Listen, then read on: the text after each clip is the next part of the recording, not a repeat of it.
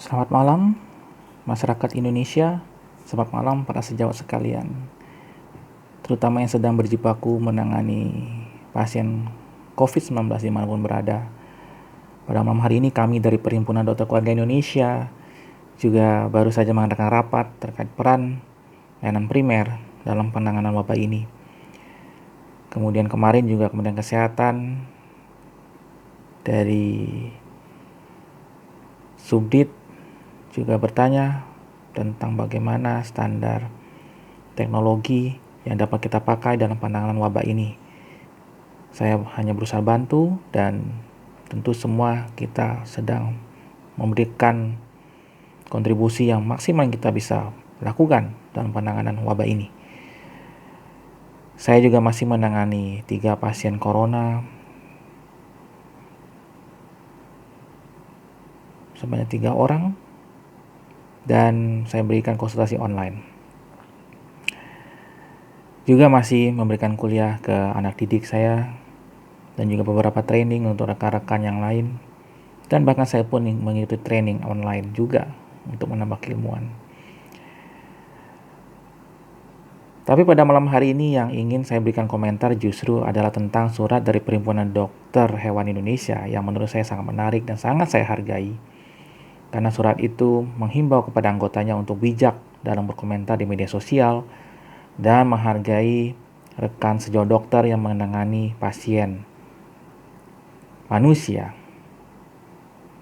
Nah, ini sangat menarik bagi saya dan dapat menjadi tonggak sejarah, terutama untuk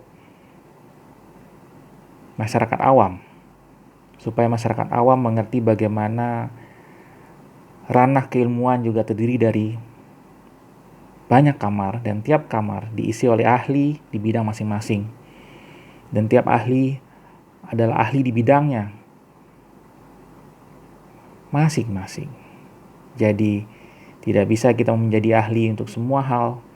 Dan juga apa definisi ahli itu? Walaupun banyak definisinya, ada yang mengatakan sudah memiliki 10.000 jam terbang atau telah menjalani pendidikan tertentu, atau pelatihan tertentu.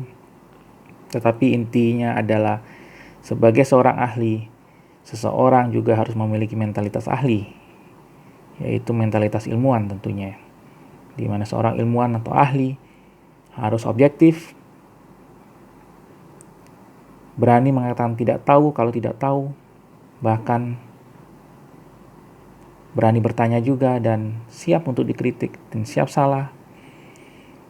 Dan tentu kita lihat sendiri bahwa CDC di Amerika saja berani mengatakan bahwa mereka belum mengetahui bagaimana virus novel corona virus ini bekerja.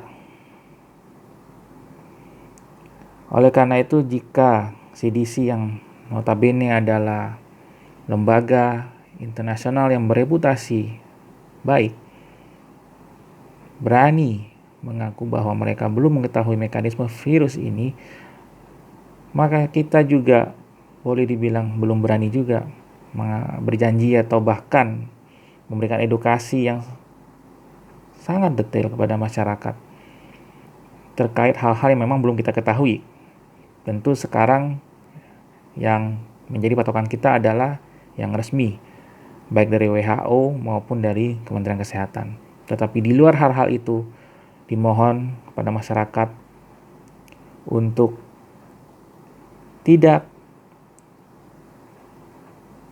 sembarangan dalam menyebarkan informasi, kemudian tidak sembarangan percaya pada suatu informasi walaupun ada yang mengaku ahli. Karena mungkin memang kita sedang di fase yang ingin ditenangkan, tapi ingin ditenangkan tidak selalu berdasarkan fakta. Jika memang kita perlu waspada, silakan Anda waspada.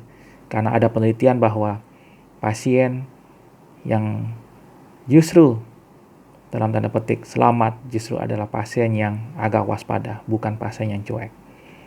Oleh sebab itu kadang kita memang butuh sedikit tekanan atau stres. Jadi jangan dikira stres itu tidak perlu. Hanya saja bagaimana kita mengontrol stres itu yang menjadi garis bawah. Baik, selamat malam. Demikian komentar dari saya. Terima kasih.